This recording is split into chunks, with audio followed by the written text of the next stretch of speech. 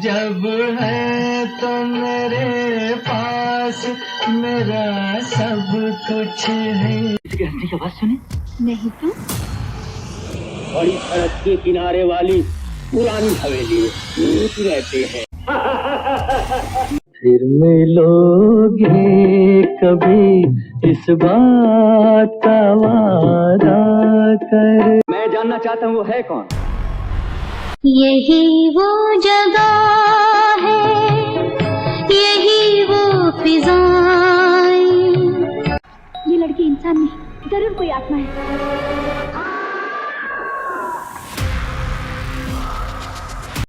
टुकड़ा मेरे दिल का देता है दुआ।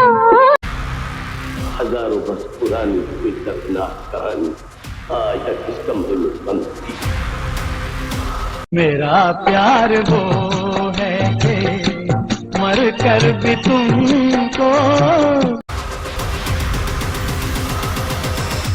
किरण से आज की रात दूर रहना, सूरज की मैं शायद तुम्हारे लिए अजनबी जिंदगी के लिए बहुत जरूरी है। ये रात फिर ना आएगी। सन 1966 में रिलीज हुई इस सस्पेंस ड्रामा फिल्म का निर्माण दर्शन ने किया था। संगीतकार थे द लेजेंड ओपी नैयर और फिल्म के निर्देशक थे व्रिज। फिल्म की कहानी कुछ इस प्रकार से है। रीता एक पुरातत्वविद प्रोफेसर की बेटी है जो एक प्राचीन स्थल की खुदाई करने में व्यस्त है। रीता एक आर्टिस्ट और अपने पिता के सबसे अच्छे दोस्त के बेटे सूरज से प्यार करती है और उसी से शादी करना चाहती है। एक दिन उस खुदाई के स्थल पर श्रमिकों ने एक वेल डेकोरेटेड कमरे का पता लगाया जिसके केंद्र में एक नर्तकी की आदमकद मूर्ति थी। चूड़ियाँ पहने हुए एक औरत की कंकाल भी वहाँ से बरामद होती है जो मूर्ति से कई हद तक मिलता जुलता है। प्रोफेसर सुरक्षित रखने के लिए अपने पास वो कंगन ले जाते हैं। सूरज एक गीत के भूतिया स्वरों को सुनता है और उस ध्वनि का अनुसरण करता है।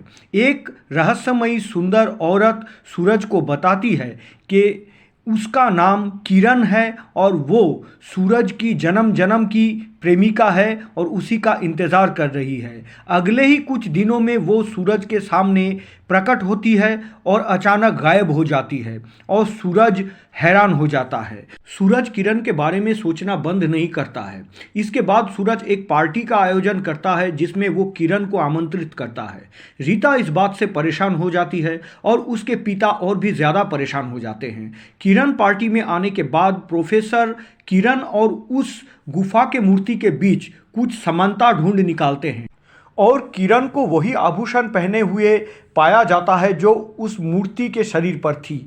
जांच के बाद प्रोफेसर के सहायक राकेश प्रोफेसर को बताता है कि लगभग 2000 साल पहले चंद्रिका नगर नाम का एक नगर था और उस राज्य के राजा चंद्रविलास ने एक मूर्तिकार से प्यार करने के अपराध में किरणमयी को मार डाला था। अपने चित्र को चित्रित करने या पेंटिंग के बहाने सूरज किरण से मिलना जारी रखता है और अंत में सूरज मान लेता है कि वो किरण से प्यार करता है। प्रोफेसर पृथ्वीराज और राकेश को धीरे धीरे यकीन हो जाता है कि ये किरण ही पिछले जन्म का किरणमयी है। राकेश सूरज के साथ किरण के कुछ तस्वीरें लेता है लेकिन जब उन तस्वीरों को डेवलप किया जाता है तो तस्वीर में केवल सूरज दिखाई देता है। सूरज किरण के साथ एक गुफा में रात बिताने के बाद पृथ्वीराज उसका सामना करता है और कहता है कि अगर सूरज रीता से शादी नहीं करता है तो वो अपने पिता के इच्छा के अनुसार अपने सारे दौलत, सारे ज़मीन जायदाद खो देगा। सूरज घोषणा करता है कि उसे अपने पिता के विरासत में कोई दिलचस्पी नहीं है। सूरज के विश्वासघात पर रीता की पीड़ा और दुख भी सूरज को हिलाने में नाकामयाब होता है। एक पूनम की रात मंदिर स्थल पर किरण अंत में सूरज से कहती है कि वो इंसान नहीं बल्कि एक आत्मा है। वो सूरज की पूर्व जन्म का प्रेमिका है और यदि सूरज हमेशा के लिए उसे पाना चाहता है तो सूरज को इसी रात को खुद को मारना होगा। इसके आगे क्या होता है ये जानने के लिए आपको ये रात फिर ना आएगी फिल्म देखनी पड़ेगी। इस फिल्म की स्क्रिप्ट बहुत अच्छी है, लेकिन जितनी की कहानी की गुणवत्ता है इस फिल्म में कहानी को उतनी प्रभावशाली तरीके से नहीं दिखाई गई है। Though all the songs are excellent, लेकिन गीत कभी कभी कहानी के प्रवाह को धीमा कर देता है। क्लाइमैक्स में दोषियों का पर्दाफाश और रहस्य का समाधान बहुत विश्वसनीय तरीके से नहीं दिखाया गया है। थोड़ा बहुत और बेहतर निर्देशन इस फिल्म को थोड़ा बहुत और ज़बरदस्त सस्पेंस फिल्म में बदल सकता था, लेकिन कुल मिलाकर फिल्म बहुत ही एंटरटेनिंग या मनोरंजक है।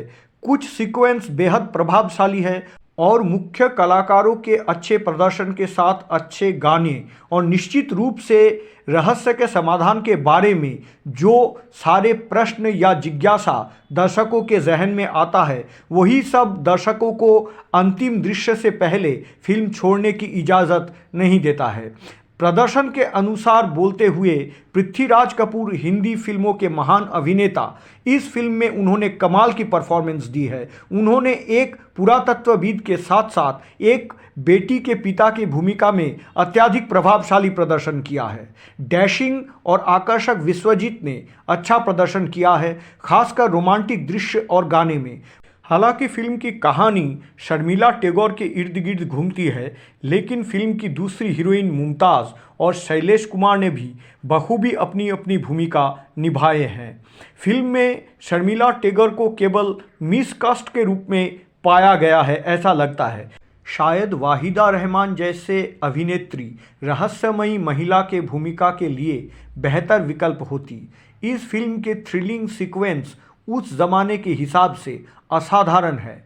कला निर्देशन या आर्ट डायरेक्शन बहुत ही उम्दा और हाई क्लास है। तकनीकी रूप से ये ब्लैक एंड वाइट फिल्म अच्छी है।